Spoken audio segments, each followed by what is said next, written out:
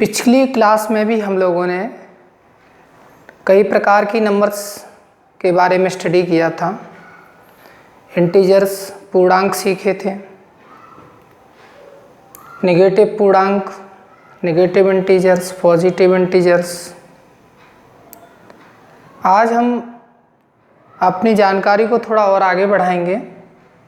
परिमेय संख्याएं, तो ऐसी कोई भी नंबर जिनको हम P/Q के रूप में लिख सकें उन्हें हम परिमेय संख्याएं कहते हैं।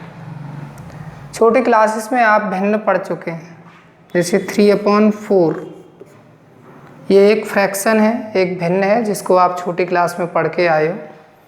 इसमें 3 क्या है, इसका अंश है, और 4 इसका क्या है, हर है। हम इसी टाइप की नंबर्स को जिनमें अंश भी हो और हर भी हो उन्हें परिमेय संख्या कहेंगे। तो प्रश्न उठता है कि इनको हमने भिन्न क्यों नहीं बोला। भिन्न जब हम बहुत छोटे क्लास में पढ़ते हैं, स्टडी करते हैं, तो वहाँ हमें भिन्न को एज ए फ्रैक्शन पार्ट सिखाया जाता है कि जैसे हमारे पास ये एक सर्किल है, वृत्त है, इसको हमने 4 भागों में बांटा। बांटने पर अगर हम इसका एक पार्ट लेते हैं, ये वाला, तो इसका फ्रैक्शन हो जाएगा 1/4। तो हमने इसको फ्रैक्शन के रूप में पढ़ा था। आज हम लोग 1/4 को किस प्रकार की नंबर कहेंगे ये सीखने जा रहे हैं। तो हम लोग 1/4 को परिमेय संख्या बोलेंगे, या फिर इंग्लिश में इसको रेशनल नंबर भी कहते हैं। तो इंग्लिश में इसका नाम हो जाएगा रेशनल नंबर, रेशनल नंबर्स। तो रेशनल नंबर्स की खास बात क्या होती है कि हम उनको P/Q के रूप में लिखना है। इसी रूप में लिखी होगी तो रेशनल नंबर है, अदरवाइज आप उसको रेशनल नंबर नहीं कहेंगे। सपोज वी हैव, हमारे पास है 4/1, तो ये एक रेशनल नंबर होगी। हमारे पास है 3/6, ये एक रेशनल नंबर है। यहाँ जो P की वैल्यू है वो 3 है और Q की वैल्यू है वो 6 है। कोई भी नंबर जिसे हम P/Q के रूप में लिख सकें वो रेशनल नंबर कहलाएगी। अब सपोज करो कि हमारे पास सिर्फ -5 है, और -5 क्या है, -5 तो एक इंटीजर है। कैसा इंटीजर है, नेगेटिव इंटीजर है। हम इसको अगर रेशनल नंबर के रूप में लिखना चाहते हैं तो इसे हमें लिखना होगा -5/1, क्योंकि इसके हर में कुछ भी यहाँ लिखा नहीं है, तो हम अपॉन की लाइन खींच के बट्टे में 1 लगा देंगे। तो ये हमारा रेशनल नंबर हो गया -5/1। इसी तरह से यदि हमारे पास 6 है, हम चाहते हैं कि इसको एक रेशनल नंबर के रूप में लिखा जाए, तो 6 को हम कैसे लिख सकते हैं, 6/1। बहुत ही इजी है। अगर कोई इंटीजर दिया है हमें और हम चाहते हैं कि वो रेशनल नंबर के रूप में लिख दिया जाए, तो उस इंटीजर के अपॉन में आप सिर्फ 1 लगा दीजिए। तो 7 = 7/1।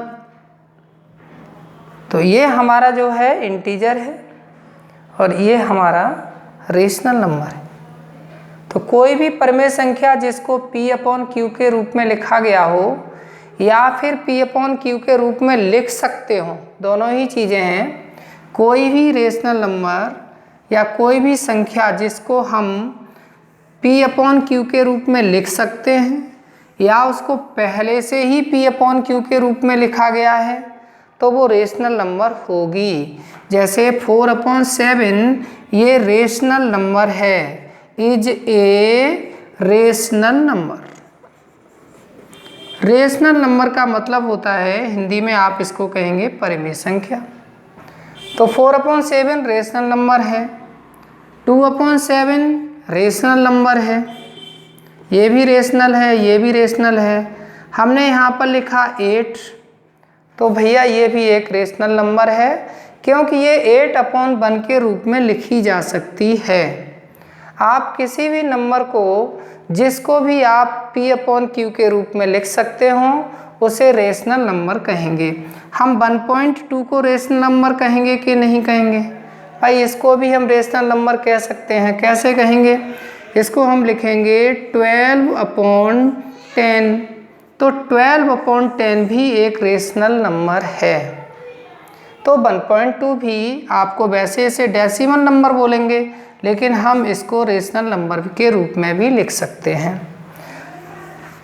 आपको मैं समझता हूँ मेरी बात समझ में आ गई होगी कि कोई भी नंबर जिसको P/Q के रूप में लिख सकते हैं वो एक रेशनल नंबर होगी। अब रेशनल नंबर कितने टाइप्स की होती हैं उनको देखेंगे। एक होता है पॉजिटिव रेशनल नंबर, ये +BE, इसको हम लोग क्या पढ़ेंगे? Positive rational number. इसके बाद है हमारे पास नेगेटिव रेशनल नंबर,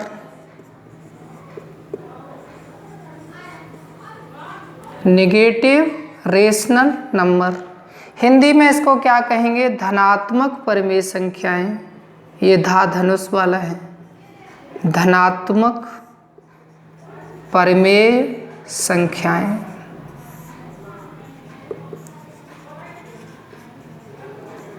फिर इसको हम बोलेंगे ऋणात्मक परिमेय संख्याएं, ऋणात्मक परिमेय संख्याएं।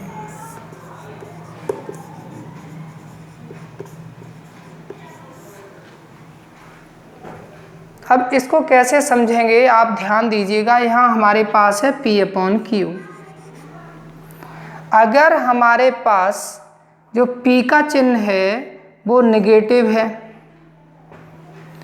और Q का चिन्ह भी है वो नेगेटिव है, तो ये माइनस और ये माइनस कट जाएंगे, तो ये हमारी हो गई धनात्मक परिमेय संख्या। P/Q अपने आप में ये भी धनात्मक परिमेय संख्या। अगर हमारी नंबर कोई इस प्रकार से लिखी गई है कि ऊपर माइनस है और नीचे प्लस है, तो ये हमारी हो जाएगी ऋणात्मक परिमेय संख्या। अगर हमारे पास ऊपर प्लस है और नीचे माइनस है, तो ये है ऋणात्मक परिमेय संख्या।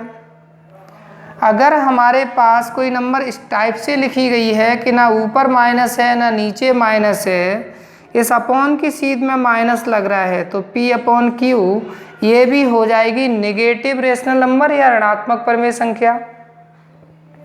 तो बस यही वो तरीके हैं जो आपको देखने हैं। एक बार फिर से देख लें कि अगर हमारी नंबर में कोई चिन्ह नहीं लग रहा है, ना तो P के साथ कोई चिन्ह है ना Q के साथ कोई चिन्ह है, तो वो कैसी हो जाएगी? धनात्मक परिमेय संख्या। अगर दोनों जगह माइनस है तो ये माइनस से माइनस कट जाता है, इसलिए आपका ये भी धनात्मक परिमेय संख्या। ये मैं आपको यहाँ लिख चुका हूँ, तो ये भी धनात्मक है। अगर हमारे पास माइनस की नंबर ऊपर P की जगह पर लिखी गई है और नीचे कोई चिन्ह नहीं है, तो ये ऋणात्मक परिमेय संख्या है। यहाँ पे समझने की ज़रूरत है कि अगर हमारे पास अंश जो है वो माइनस में है और हर जो है पॉजिटिव है, तो संख्या हमारी कैसी है? ऋणात्मक परिमेय संख्या। अगर हमारा अंश जो है पॉजिटिव है और हर निगेटिव है, तो कैसी है? ऋणात्मक परिमेय संख्या। अगर हमारा जो है ना तो ऋण ऊपर लगा है ना नीचे लगा है, इस बट्टे की लाइन की ठीक सीध में लगा है, तो ये भी लिखने का एक तरीका है और ये भी ऋणात्मक परिमेय संख्या है। यहाँ पर एक चीज़ आपको और बता दूँ कि ऋणात्मक परिमेय संख्या और धनात्मक परिमेय संख्या जब भी आप निकालें तो बस इन चीज़ों का ध्यान रखना है। मैं इसको मिटाता हूँ, फिर कुछ एग्जाम्पल्स आपको देता हूँ, आप उन पर गौर से देखिएगा और साथ साथ आप नोट करते रहेंगे कुछ चीज़ों को, तो आपको ज़्यादा अच्छा समझ आ जाएगा। हमारे पास है -3/7। अब देखिए P की जगह पर माइनस लगा हुआ है -3 और Q की जगह पर 7 है, तो ये ऋणात्मक परिमेय संख्या है। अगर आप इंग्लिश में लिखेंगे तो इसको लिखेंगे नेगेटिव रेशनल नंबर, हिंदी में लिख रहे हैं तो आप लिख देंगे ऋणात्मक परिमेय संख्या है। ये ऋणात्मक परिमेय संख्या है। अगर हमारे पास 3/-7 होता तो ये भी ऋणात्मक परिमेय संख्या है, आप यहाँ लिख सकते हो। अगर हमारे पास है -3/7 तो ये भी ऋणात्मक परिमेय संख्या है। अगर हमारे पास है कोई चिन्ह नहीं लगा, सिर्फ 3/7 लिखा गया है, तो ये हो जाएगी धनात्मक परिमेय संख्या या पॉजिटिव रेशनल नंबर, धनात्मक परिमेय संख्या। कभी कभी क्या होता है कि हमारे पास क्वेश्चंस दिए होंगे और आपको ये पूछा जाएगा कि कौन सा ऋणात्मक है कौन सा धनात्मक है, तो बहुत ईजी है निकालना। आपके पास -6/7 है, तो कैसी है ये, आपके इसमें देख रहे हो ऊपर माइनस लगा हुआ है, तो ये ऋणात्मक परिमेय संख्या है। -3/8 ऋणात्मक परिमेय संख्या है। हमारे पास है 5/7, ये धनात्मक परिमेय संख्या है। क्योंकि इसमें कोई चिन्ह नहीं लगा तो ये धनात्मक परिमेय संख्या मानी जाएगी। अगर हमारे पास -7 और -8 है तो भी ये चूंकि माइनस ऊपर अंश में है और ये हर में माइनस दिख रहा है, हमें दोनों को कैंसिल आउट कर देंगे तो ये आपका 7/8 ही लिखा जाएगा। तो ये 7/8 भी क्या है, एक धनात्मक परिमेय संख्या है। तो अगर ऊपर भी माइनस है नीचे भी माइनस है तो कैसी संख्या होगी, वो हमारी धनात्मक परिमेय संख्या होगी।